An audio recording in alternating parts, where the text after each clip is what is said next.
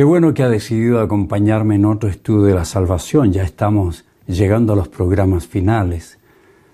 Pero qué bueno es tener la seguridad de que la palabra de Dios es inerrante y que solo por Cristo, solo por la fe, solo por la gracia y fundamentados en la palabra de Dios, somos salvados y podemos aprender a vivir para la gloria de aquel que nos salvó. Inicio esta parte con este principio. Ningún cristiano genuino puede cometer un pecado imperdonable. No puede ser salvado y comete un pecado que lo mantiene perdido quien no cree que el Espíritu Santo y Jesucristo son enviados del Padre para entregarnos el regalo de la salvación. Obvio, no puede ser salvo el que no cree eso. Es imperdonable su creencia. La salvación es por la fe, por medio de Cristo. Es revelada solo en las Escrituras, que es la verdad inerrante de Dios, y que somos salvados para vivir para la gloria de aquel que nos salvó. Es el Espíritu Santo quien nos imparte la fe que necesitamos para creer. Es el Espíritu Santo el que realiza la regeneración. Recuerde, Él vive en nuestros corazones y nos pone un sello indestructible que nos asegura nuestra salvación eterna. La pregunta entonces es, ¿quién comete el pecado imperdonable que menciona Jesús? Hablemos de eso. La blasfemia contra el Espíritu que no será perdonada. Esta es una de las más importantes declaraciones de Jesucristo y una de las que ha creado mucha controversia. Jesús dijo que existía un pecado que si la persona lo cometía, nunca podía ser perdonada, estaba condenada al infierno. Esa es la razón que muchas personas se preguntan, ¿habré yo cometido el pecado imperdonable? Algunos dirán, cuando era adolescente, renegué contra Dios. ¿Cometí el pecado imperdonable? Otros dirán, he cometido tantos pecados, no me he interesado en Dios. Y cuando no era cristiana, renegué, lo insulté y dije que los cristianos estaban locos siguiendo a Satanás. ¿Cometí el pecado imperdonable? Son buenas preguntas, ¿no es cierto? Es interesante notar que esta declaración de blasfemia contra el Espíritu que realiza Jesucristo solo aparece en los evangelios sinópticos, Mateo, Marcos y Lucas.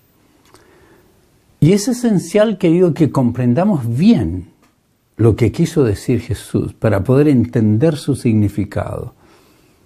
No es fácil de entender. Tal vez estamos equivocados, pero es lo mejor que podemos llegar. En ese tiempo, el tiempo de Jesús, había un grupo judío conservador conocido como los fariseos. En cierto momento en que Jesús estaba enseñando, la gente comenzó a compararlo a Jesús con los escribas. La gente comenzó a ver cuán diferente eran las enseñanzas del Maestro.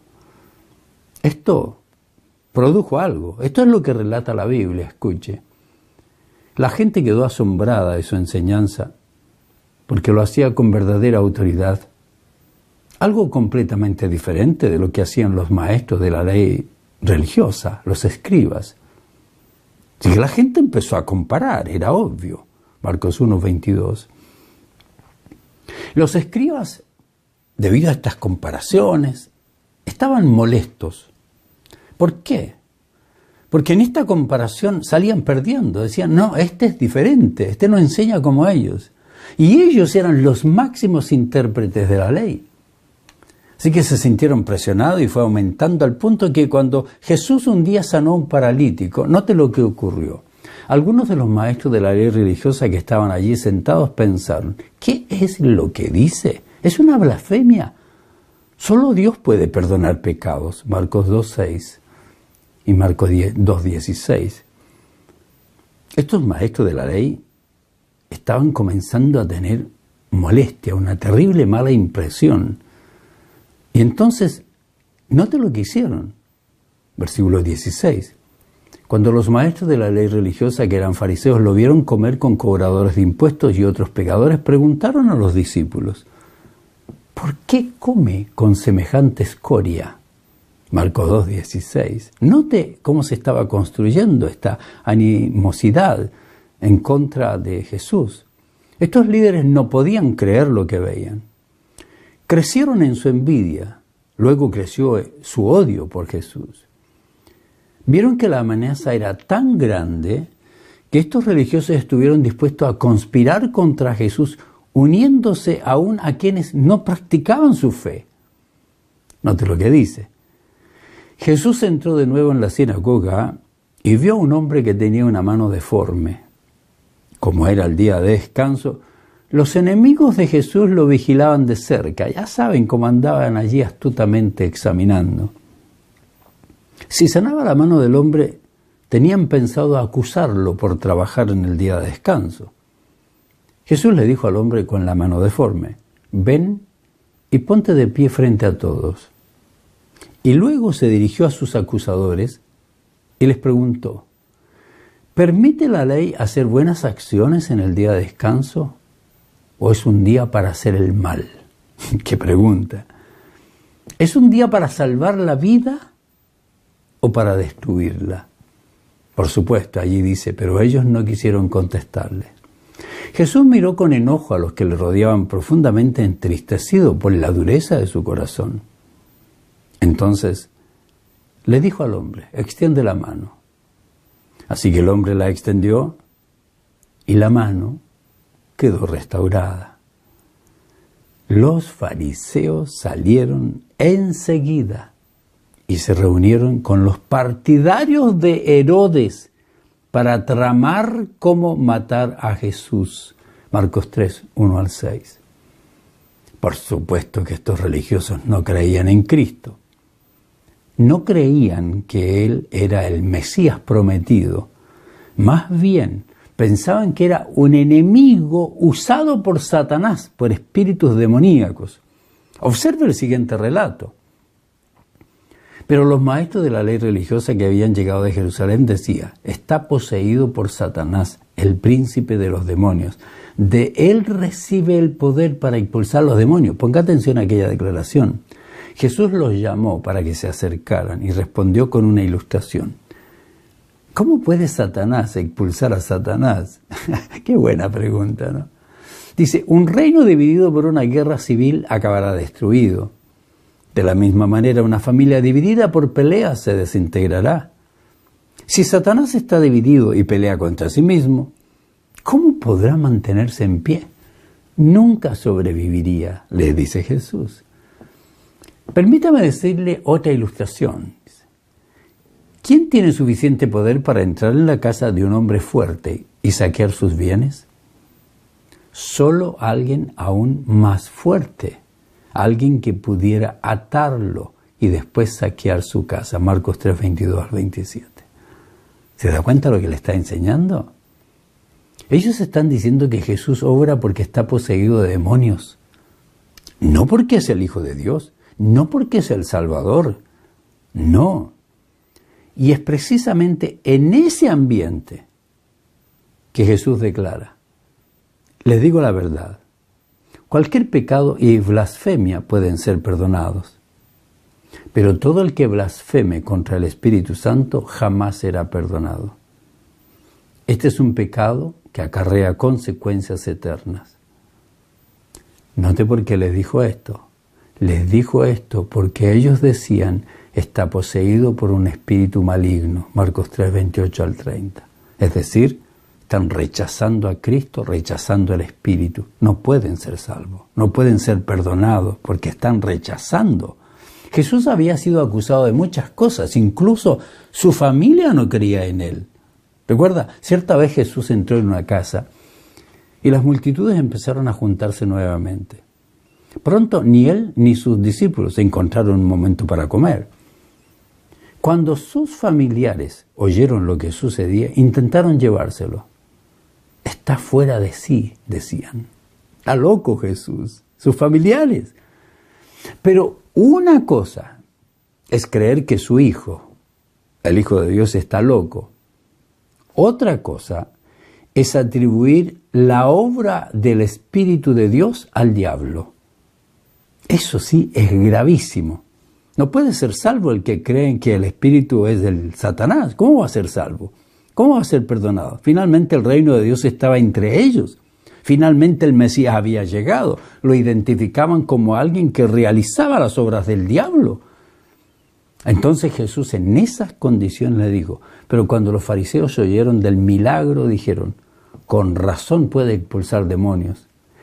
Él recibe su poder de Satanás, el príncipe de los demonios. ¿Cómo va a tener perdón eso si no se arrepienten? Jesús conocía sus pensamientos y le contestó, todo reino dividido por una guerra civil está condenado al fracaso. Allí es donde le menciona, bueno, y la ciudad, la familia está dividida, se desintegra. Pero ¿cómo Satanás va a expulsar a Satanás?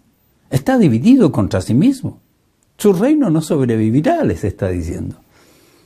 Entonces, le dice, note, si mi poder proviene de Satanás, ¿qué me dicen de sus propios exorcistas, quienes también expulsan demonios? Así que ellos lo condenarán a ustedes por lo que acaban de decir. Note ahora, sin embargo, si yo expulso demonios por el Espíritu de Dios, no el espíritu satánico, entonces el reino de Dios ha llegado y está entre ustedes. Mateo 12, 24 al 28. ¿Qué estaba ocurriendo en esto? Estaba ocurriendo lo que se les había profetizado, que el Mesías vendría, que haría obras maravillosas, pero ellos estaban atribuyendo a Satanás las obras de Dios. Estaban declarando que el poder que obraba en Jesús, que procedía de Dios, para ellos era el poder de Satanás. Y es en esa circunstancia que Jesús les advierte. Pero todo el que blasfeme contra el Espíritu Santo jamás será perdonado. Este es un pecado que acarrea consecuencias eternas. Note dónde está ubicada aquella declaración porque es muy importante. Ahora, Mateo en su Evangelio nos entrega otros detalles. Note lo que relata Mateo sobre la misma situación. El que hable en contra del Hijo del Hombre puede ser perdonado, pero el que hable contra el Espíritu Santo jamás será perdonado, ya sea en este mundo o en el que vendrá. Mateo 12, 32. Es que estaban atacando a Jesús. Y esa era una cosa, pues Él se describe a sí mismo como el Hijo del Hombre. Dios mismo estaba entre su pueblo, pero aún no completamente revelado.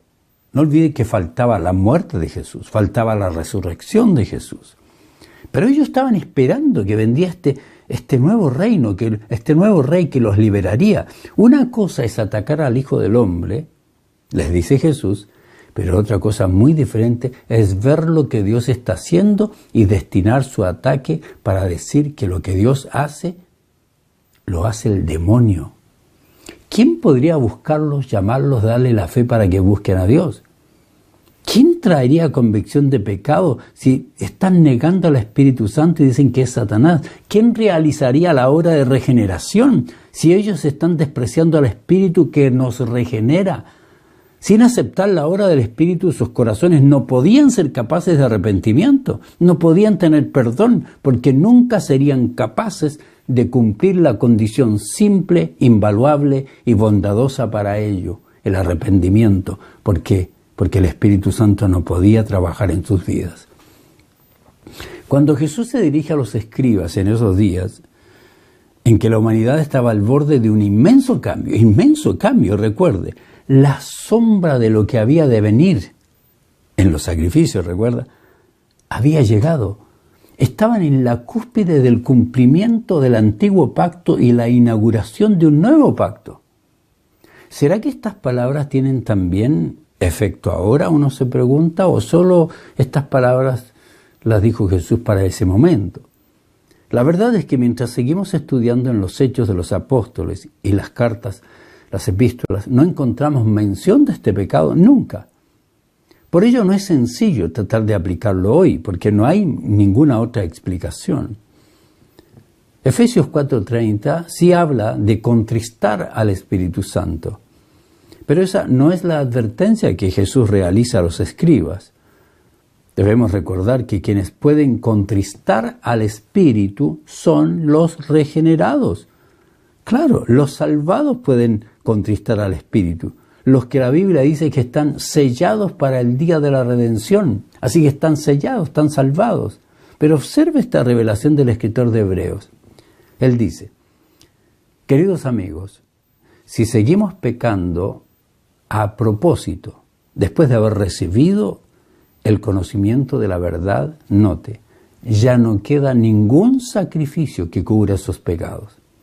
Solo queda la terrible expectativa del juicio de Dios y el fuego violento que consumirá a sus enemigos. Pues todo el que rehusaba obedecer la ley de Moisés era ejecutado sin compasión por el testimonio de 2 o 3 testigos. Ahora les dice, piensen pues cuánto mayor será el castigo para quienes han pisoteado al Hijo de Dios y han considerado la sangre del pacto, la cual nos hizo santos, como si fuera algo vulgar e inmundo, y han insultado y despreciado al Espíritu Santo que nos trae la misericordia de Dios. Hebreos 10, 26 al 29. Insultar, despreciar al Espíritu. Y note un ejemplo que usa en la palabra de Dios. Dice, asegúrense de que ninguno sea inmoral ni profano como Esaú, que cambió sus derechos de primer hijo varón por un simple plato de comida. Ustedes saben que después, cuando quiso recibir la bendición de su padre, fue rechazado. Ya era demasiado tarde para arrepentirse, a pesar de que suplicó con lágrimas amargas. Es el ejemplo que pone el escritor de Hebreos capítulo 12, versículos 16 y 17. El escritor de esta carta de Hebreos se dirige en gran parte a su audiencia. Le advierte que está en peligro en gran parte de su carta.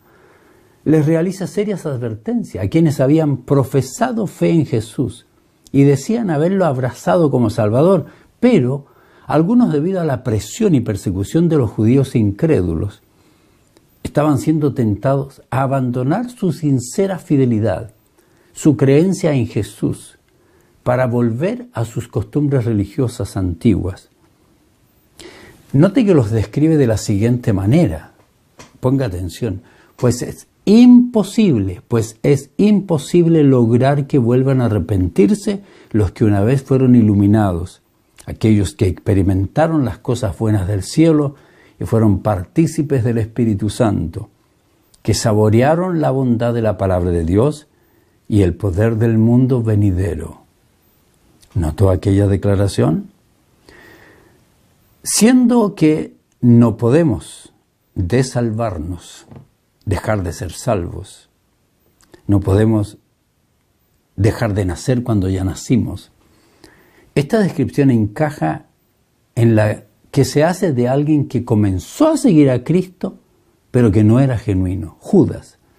No eran regenerados, era alguien que disfrutaba de sus enseñanzas, que participaba de la comunión de la iglesia, que había recibido la iluminación para que vea la verdad, que había experimentado la maravillosa comunión con los santos, como la que tendremos en el cielo, que había sido partícipe de la guía del Espíritu Santo para que vea la obra de Dios, que saborearon las bondades de las enseñanzas bíblicas y conocieron lo que les esperaría en el mundo venidero, pero nunca fueron regenerados.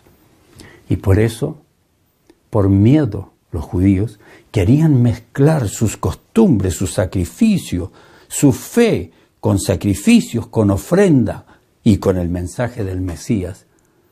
Nadie puede ser salvo creyendo eso. Están negando a su maestro. Eso es lo que está diciendo. Si estos versículos estuvieran revelando que los genuinamente salvados podemos perder la salvación, entonces sería terrible, porque recuerda lo que dijo, sería imposible que volvamos a recuperarla. Esto es lo grave.